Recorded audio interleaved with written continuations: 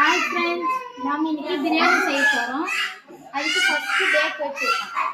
Cut பண்ணு. இப்போ நம்ம எண்ணெய் சேர்த்துக்கலாம். நம்ம 2 கிலோ அரிசி எடுத்துருக்கோம். அதுக்கு எண்ணெய் சேர்த்துக்கலாம்.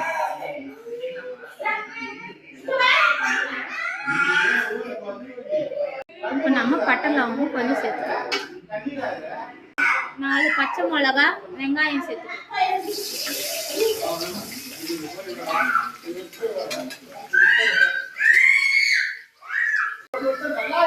இப்போ நம்ம 2 கிலோவுக்கு தேவையான இஞ்சி பூண்டு பேஸ்ட் சேர்த்துக்கலாம்.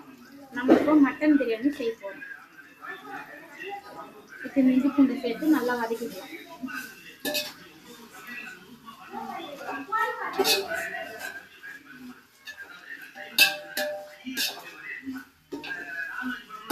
இப்போ நம்ம ஒரு கைப்பிடி அளவு புதினா சேர்த்துக்கலாம்.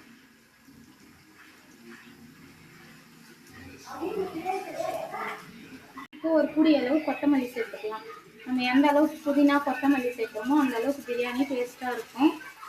இது தீபாவளி ஸ்பெஷல் பிரியாணி, நீங்களும் ட்ரை பண்ணி பாருங்கள். கொத்தமல்லி நல்லா வதங்கிடுச்சு. இப்போ நம்ம தக்காளி சேர்த்துடலாம்.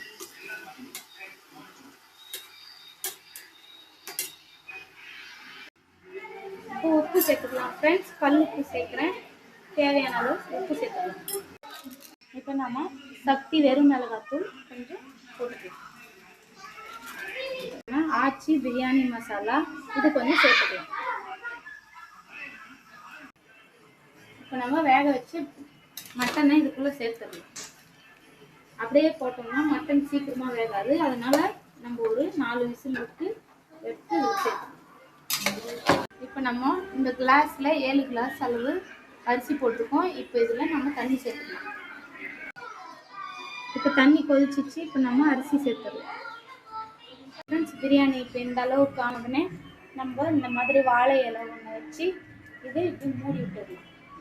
இதை மூடி இதை தம் வச்சிடலாம். ஒரு 10 நிமிஷம் கழித்து ஓப்பன் பண்ணி பார்க்கலாம். ஃப்ரெண்ட்ஸ், சூப்பரான மட்டன் பிரியாணி ரெடி ஆயிடுச்சு. நீங்களும் ட்ரை பண்ணி பாருங்கள். ட்ரை பண்ணி பார்த்துட்டு கமெண்ட்டில் எப்படி இருக்குன்னு சொல்லுங்கள். லைக் பண்ணுங்கள், ஷேர் பண்ணுங்கள், மறக்காமல் சப்ஸ்கிரைப் பண்ணுங்கள். பாய் ஃப்ரெண்ட்ஸ், நெக்ஸ்ட் வீடியோவில் மீட் பண்ணுறோம்.